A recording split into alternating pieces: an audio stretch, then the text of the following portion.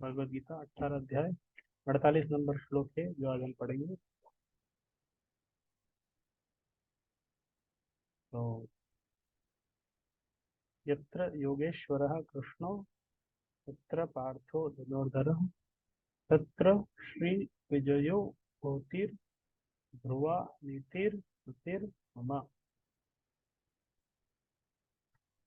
तो भगवद गीता में कितने अध्याय हैं?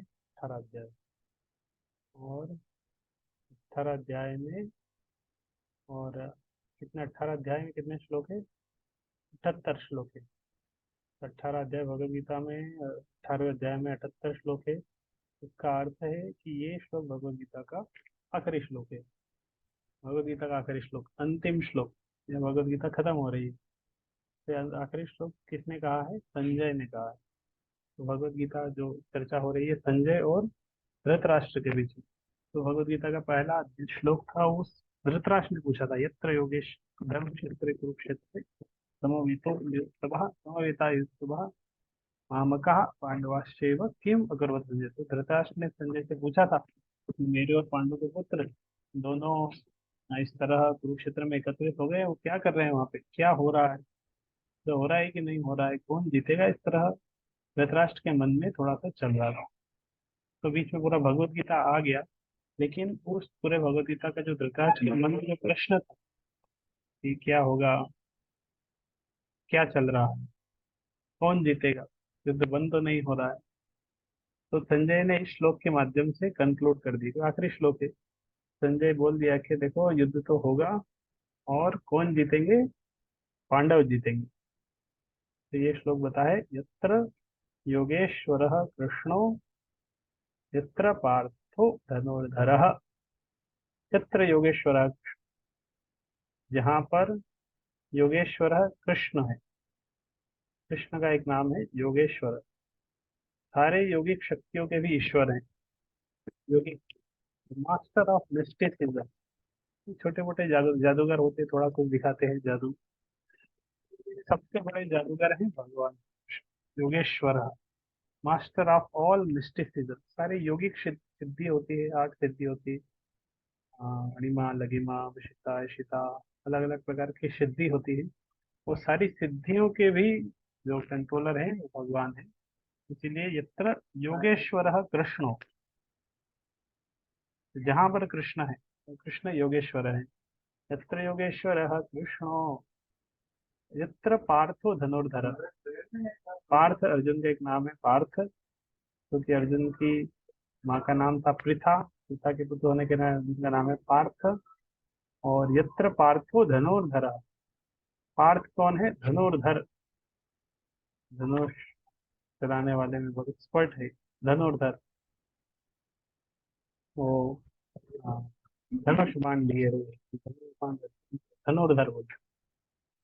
यत्र योगेश्वरः कृष्णो यत्र पार्थो धनुर्धरः तत्र। बहुत सरल श्लोक है, याद हो जाएगा इजी अगर याद करेंगे। यत्र मतलब जहाँ, तो जहाँ कृष्ण है और जहाँ अर्जुन है। तो जहाँ कृष्ण है तो कृष्ण योगेश्वर कृष्ण है, और अर्जुन है मतलब पार्थ धनुर्धर। यत्र योगेश्वरः कृष्णो यत्र पार्थो धनुर्धरः। तो जहाँ कृष्ण है और जहाँ अर्जुन है, वहाँ क्या होगा? वहीं विजय होगी।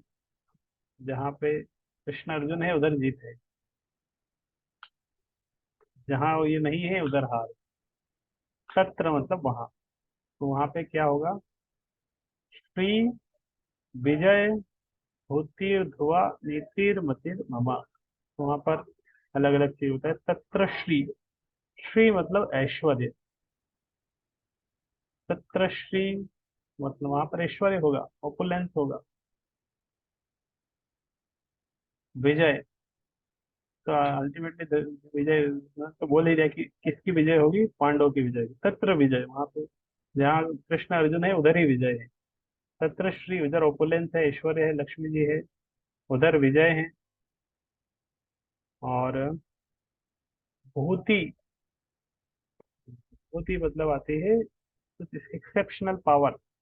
भूति, भूति मतलब एक विशेष शक्ति। ध्रुवा मतलब निश्चय ही, होगी ही ऐसा। उनकी विजय होगी ही, उधर ऐश्वर्य होगा ही, उधर एक्सेप्शनल पावर होगा। और क्या होगा? नीति, उधर मोरालिटी होगी। मतिर ममा, किसने बोला?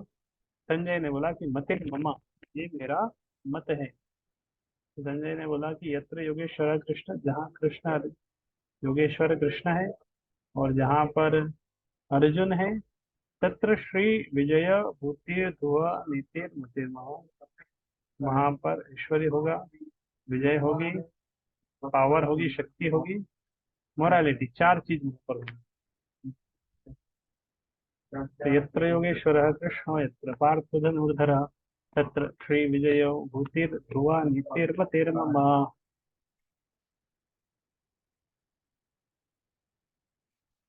ये भगवद गीता का परपट पढ़ लेते हैं, हिंदी में पढ़ते हैं, उधर अंग्रेजी में लिखा हुआ है। तो जहाँ योगेश्वर कृष्ण है, जहाँ परम धनुर्धर अर्जुन है, वहीं ऐश्वर्य, विजय, अलौकिक शक्ति तथा नीति भी निश्चित रूप से रहती है। ऐसा मेरा मत है। संजय ने बोला कि मेरे मेरे अनुसार तो जहाँ कृष्ण अर्जुन है उधर ही जीत होगी, उनकी जीत होगी, उधर ऐश्वर्य होगा, उधर शक्ति होगी, नीति होगी।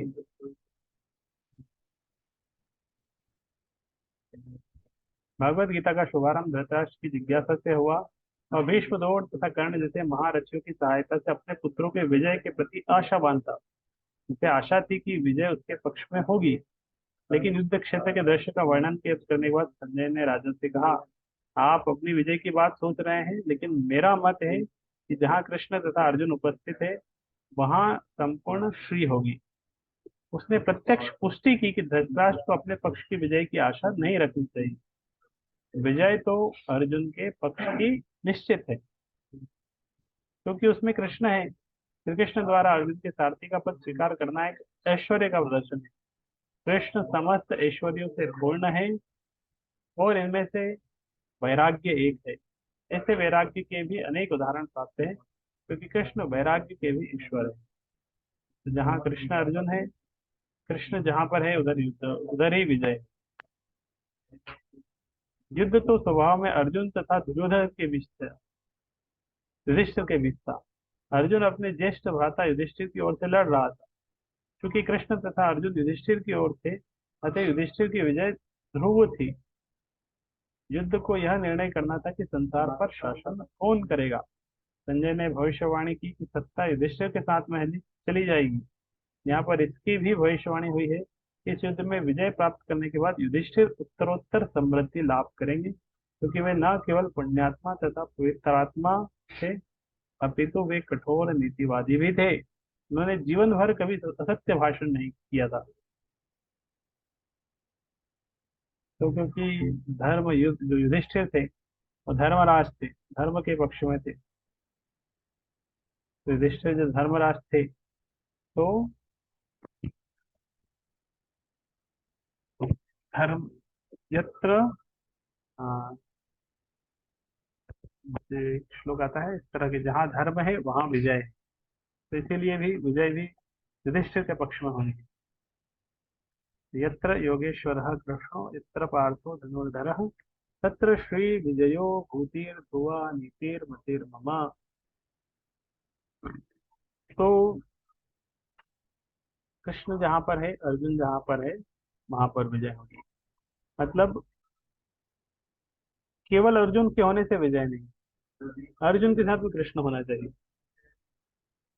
क्योंकि अर्जुन पांडव पांडव इतने शक्तिशाली थे नहीं, लेकिन क्योंकि भगवान श्री कृष्ण उनके साथ में थे, इसलिए वो उस उतना शक्ति प्रदर्शन कर पाए, उतना शक्ति वो दिखा पाए कि वो जीत पाए, पांडव जीते, क्योंकि कृष्ण उनके साथ थे। अगर कृष्ण नहीं रहते और पांचों पांडव अकेले रहते, तो युद्ध तो नहीं जीतते, भगवत गीता भी नहीं आती, और पांडव युद्ध हार जाते, बहुत कुछ हो जाता।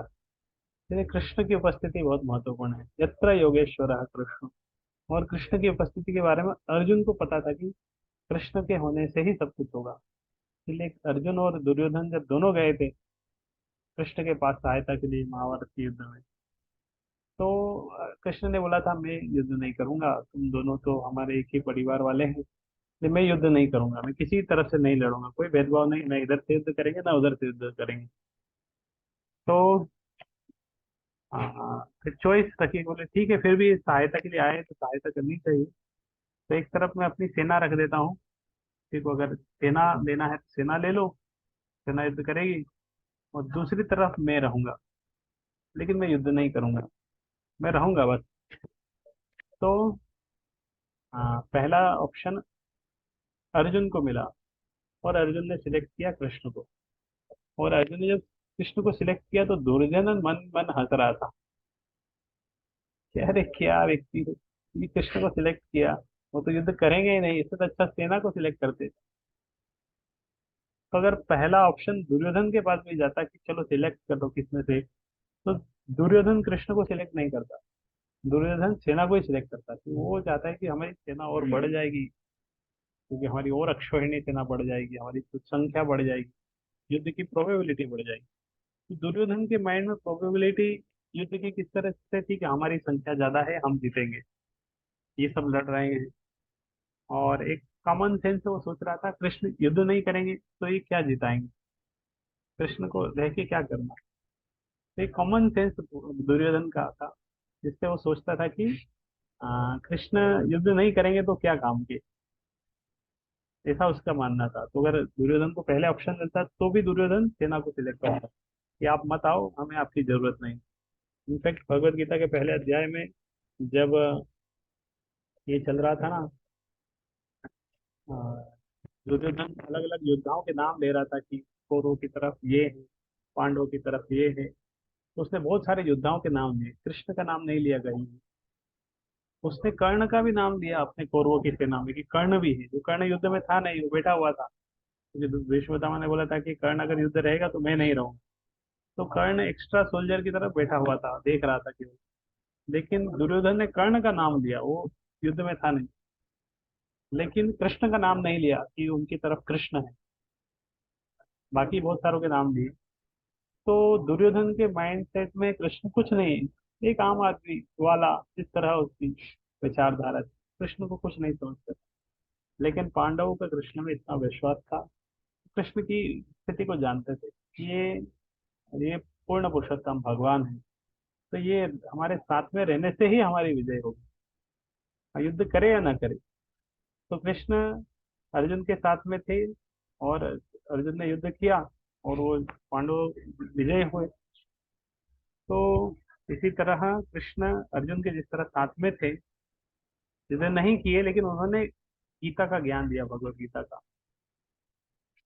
इसी तरह कृष्ण, वो जो भगवत गीता का ज्ञान था, कृष्ण हमारे साथ भी हो सकते हैं, हो सकता है हमारी जीवन की समस्याएं सॉल्व करने के लिए कृष्ण डायरेक्टली नहीं आएंगे कि चलो मैं तुम्हारी समस्या सॉल्व कर देता हूँ, लेकिन जो भगवत गीता अर्जुन को बताई थी वो भगवत गीता अभी भी है।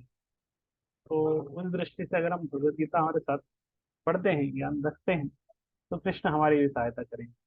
तो जिस तरह अर्जुन को विश्वास था, इस तरह विश्वास अगर हमारे अंदर होगा तो भगवान हमारी सहायता करेंगे। लेकिन अगर हम सोचेंगे, हमारी मेंटेलिटी मानसिकता दुर्योधन की तरह होगी, और हम सोचेंगे कि अरे ये तो भगवान कृष्ण तो चले गए, अब गीता से पढ़ने से क्या होगा, फायदा क्या मिलेगा, तो कुछ लाभ नहीं होगा। लेकिन अर्जुन की तरह अगर हम रहेंगे, तो अर्जुन की तरह हमें विश्वास रखना है, और कृष्ण की भगवत गीता को एक्सेप्ट करना है। तो ये कॉम्बिनेशन हमारे साथ भी हो जाएगा। तो यहाँ पे कॉम्बिनेशन था, यत्र योगेश्वर है कृष्ण यत्र पार्थो धनुर्धर। तो वहां पे पांडवों के साथ अर्जुन थे, और कृष्ण थे। और हमारे साथ क्या हो सकता है, अर्जुन का जैसा विश्वास, अर्जुन जिस तरह कृष्ण में विश्वास रखा, अर्जुन के फुट स्टेप्स तो हम फॉलो कर सकते हैं, श्रद्धा उस तरह रख सकते हैं। और कृष्ण की भगवत गीता, ये दोनों अगर हमारे साथ में है, तो हमारी लाइफ में भी ये पहले वाली सिचुएशन आ जाएगी, यत्र योगेश्वर कृष्णो यत्र पार्थो धनुर्धर। तो अगर ये ऊपर वाली सिचुएशन बनेगी, तो नीचे वाले भी बन जाएगी। वो क्या है, तत्र श्री विजयो भूतिर ध्रुवा नीतिर मतेर ममा। जहाँ योगेश्वर कृष्ण है, जहाँ परम धनुर्धर अर्जुन है, वहीं ऐश्वर्य, विजय, अलौकिक शक्ति तथा नीति भी निश्चित रूप से रहती है, इसका मेरा मत है। ऐसे अनेक अल्पज्ञ व्यक्ति है जो भगवत गीता को युद्ध क्षेत्र में दो मित्रों की वार्ता के रूप में ग्रहण करते हैं, लेकिन इससे ऐसा ग्रंथ कभी शास्त्र नहीं बन सकता। कुछ लोग विरोध कर सकते हैं कि कृष्ण ने अर्जुन को युद्ध करने के लिए उकसाया जो अनैतिक है, लेकिन वास्तविकता तो यह है कि श्रीमद् भगवत गीता नीति का परम आदेश है। भगवत गीता नीति का परम आदेश है। Bhagavad Gita is the supreme instruction of morality.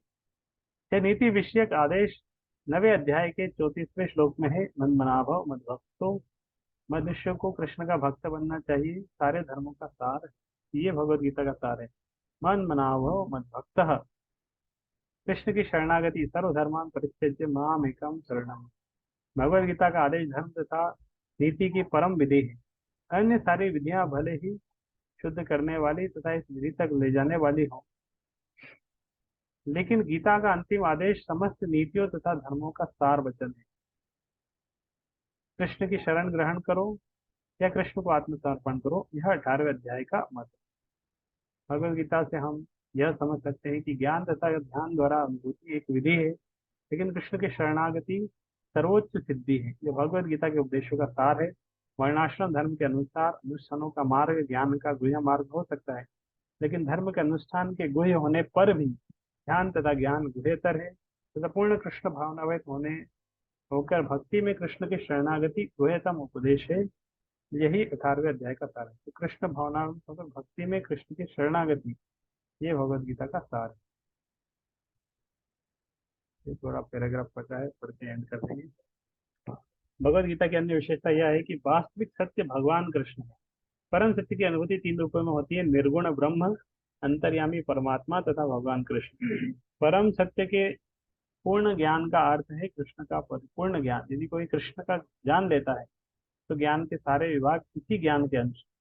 Krishna Divya है क्योंकि वे अपनी नित्य अंतरंगा शक्ति में स्थित रहते हैं। जीव उनकी शक्ति से प्रकट है और दो श्रेणी के होते हैं: नित्यबद्ध तथा नित्य मुक्त। ऐसे जीवों की संख्या असंख्य है और वे सब कृष्ण के मूल अंश माने जाते हैं। भौतिक शक्ति जो इस प्रकार से प्रकट होती है, सृष्टि शाश्वत काल द्वारा प्रभावित है और बहिरंगा शक्ति द्वारा इसका सृजन तथा संहार होता है। यह दृश्य जगत पुनः पुनः प्रकट तथा अप्रकट होता है। भगवद गीता में 5 प्रमुख विषयों की व्याख्या की गई है: भगवान, भौतिक प्रकृति, जीव, शाश्वत काल तथा सभी प्रकार के कर्म। सब कुछ भगवान कृष्ण पर आश्रित है।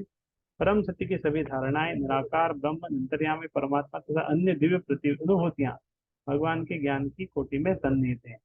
यदि ऊपर से भगवान जीव, प्रकृति तथा काल भिन्न भिन्न, प्रतीत होते हैं, लेकिन ब्रह्म से कुछ भी भिन्न नहीं है। लेकिन ब्रह्म सदैव वस्तुओं से भिन्न है। भगवान चैतन्य का दर्शन है अचिंत्य भेदाभेद। यह दर्शन पद्धति परम सत्य के पूर्ण ज्ञान से युक्त है।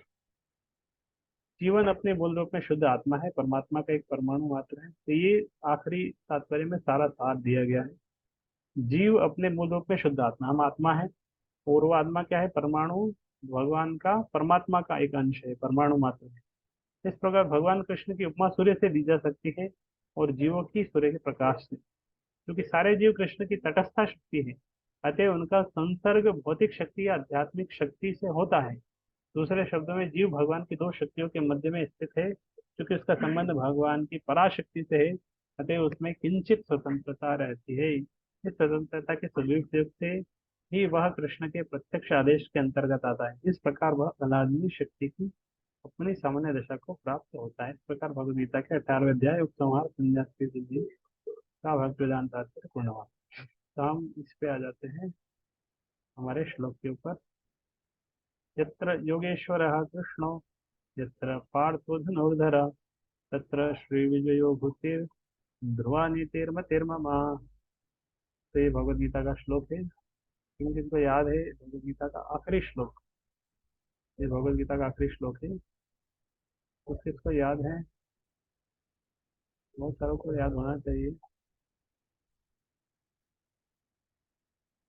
किसी को नहीं याद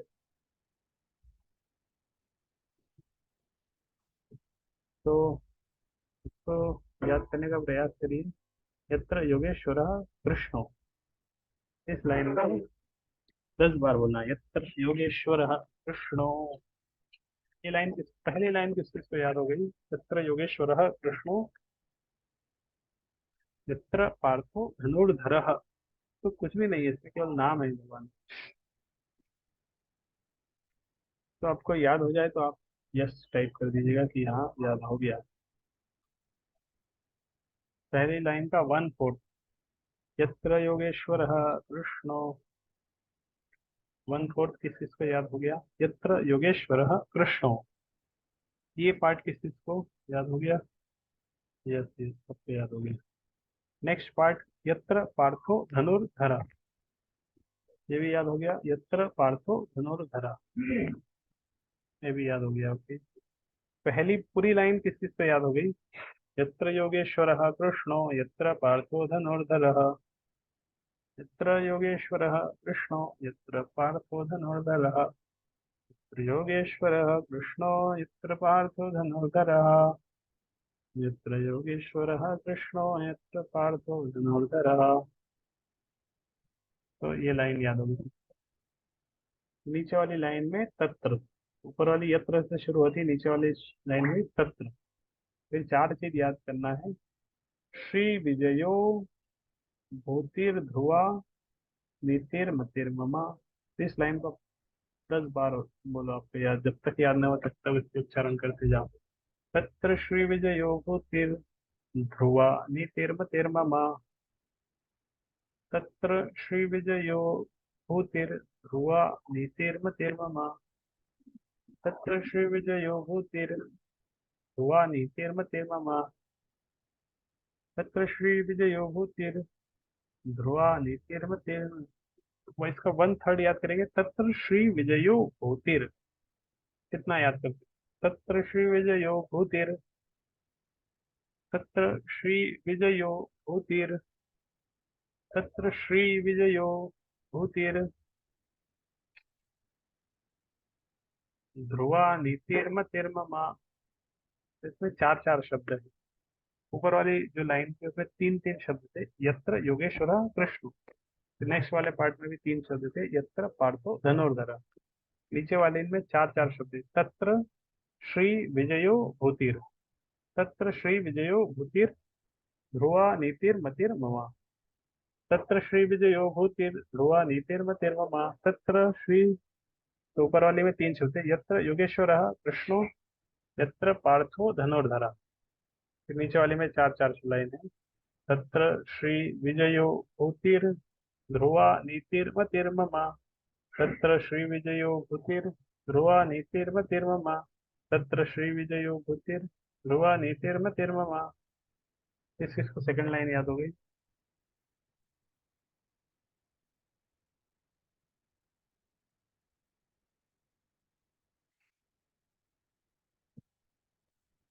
फिर याद हो गया। यस। ओके, याद हो गया। पूरा ही श्लोक याद हो गया अगर सेकंड लाइन याद होगी तो। पूरा श्लोक याद हो गया एक तरीके से। यत्र योगेश्वर कृष्णो यत्र पार्थो धनुर्धर। तत्र श्री विजयो भूतिर ध्रुवा नीतिर्मतिर्ममा। हरे कृष्णा कृष्ण कृष्ण हरे हरे, हरे राम राम राम हरे हरे। तो ठीक है।